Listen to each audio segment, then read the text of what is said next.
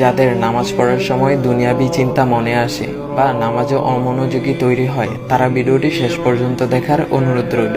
হযরত আলী রাদিয়াল্লাহু তাআলা আনহুর কাছে একজন ব্যক্তি এসেছে। তখন লোকটা বলল, হুজুর, আমার নামাজে মন বসে না। নামাজে দাঁড়ালে আমার দুনিয়াবি নানা চিন্তা আসে। হুজুর, আমার এই নামাজ কি আল্লাহ তাআলা কবুল করবেন? তখন হযরত আলী রাদিয়াল্লাহু তাআলা আনহা বলেছেন, না, তোমার নামাজ কবুল হবে না। তখন লোকটা মনে অনেক কষ্ট নিয়ে চলে যাচ্ছেন। এমন সময় রাসূল সাল্লাল্লাহু আলাইহি ওয়াসাল্লাম এসে হযরত আলী রাদিয়াল্লাহু তাআলা আনহুকে জিজ্ঞাসা করলেন, ইয়া আলী, আপনার কাছে লোকটা কেন এসেছিল? এসে দেখি মন খারাপ করে চলে গেল। কেন, কি হয়েছে আমাকে বলুন। তখন আলী রাদিয়াল্লাহু তাআলা আনহু বলেন, তিনি আমার কাছে জানতে এসেছেন যে নামাজে দুনিয়াবি চিন্তা আসলে নামাজ হবে কিনা। আমি বলেছি, না, তোমার নামাজ কবুল হবে না। রাসূল সাল্লাল্লাহু আলাইহি ওয়াসাল্লাম তখন বলেন, ইয়া আলী, আপনাকে আমি একটা চাদর উপহার দিতে চাই, তবে একটা শর্ত আছে। আলী রাদিয়াল্লাহু তাআলা আনহু খুশি হয়ে বলেন, ইয়া রাসূলুল্লাহ, কি শর্ত তা বলুন, আমি আপনার সকল শর্ত মেনে নিব।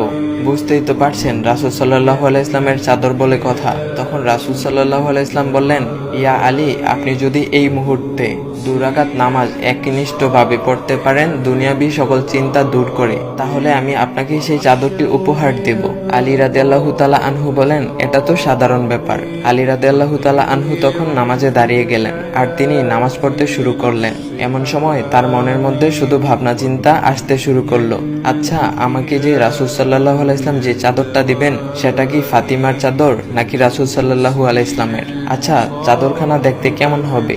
এই বিভিন্ন বিষয় নিয়ে ভাবতে লাগলেন। তিনি ভুলেই গেছেন যে দুনিয়াবি চিন্তা নামাজে আনতে রাসূল সাল্লাল্লাহু আলাইহি ওয়াসাল্লাম নিষেধ করেছেন। এর মধ্যে আলী রাদিয়াল্লাহু তাআলা আনহুর নামাজ পড়া শেষ। আলী রাদিয়াল্লাহু তাআলা নামাজ শেষ করে রাসূল সাল্লাল্লাহু আলাইহি ওয়াসাল্লামকে বলতেছেন, ইয়া রাসূলুল্লাহ, আমি আপনার শর্ত মেনেছি, এখন আমাকে চাদরখানা উপহার দেন। রাসূল সাল্লাল্লাহু আলাইহি ওয়াসাল্লাম বলেন, ইয়া আলী, আপনি কি একনিষ্ঠভাবে দুনিয়াবি চিন্তামুক্ত ছাড়া 2 রাকাত নামাজ পড়েছেন? তখন আলী রাদিয়াল্লাহু তাআলা আনহা মুচকি হেসে বললেন, না ইয়া রাসূলুল্লাহ, আমি আপনার চাদর নিয়ে অনেক কিছুই ভেবেছি।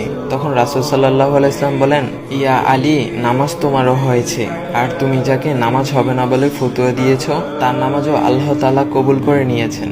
শোনো আলী, দুনিয়াবি চিন্তা দ্বারা নামাজ বাতিল হয় না, নামাজ মহান আল্লাহ তাআলা কবুল করে নেন।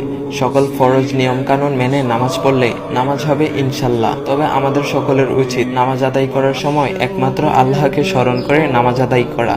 নামাজে দাঁড়ালে দুনিয়াবি চিন্তা মাথায় আসে, এটা শয়তানের একটা ফাঁদ। আল্লাহ তাআলা আমাদের সকলকে শয়তানের কুমন্ত্রণা থেকে হেফাজত রাখুক এবং সঠিকভাবে মনোযোগের সাথে নামাজ আদায় করার মতো তৌফিক দান করুক। সবাই বলি আমিন। চাইলে ভিডিওটা আপনি অন্যদের কাছে শেয়ার করতে পারেন, এতে অন্যদের ভুল ভ্রান্তিগুলো দূর হবে। তো গাইস, এমন ইসলামিক ভিডিও পাওয়ার জন্য ভাইয়ের আইডিটা ফলো করে দেওয়া যাও।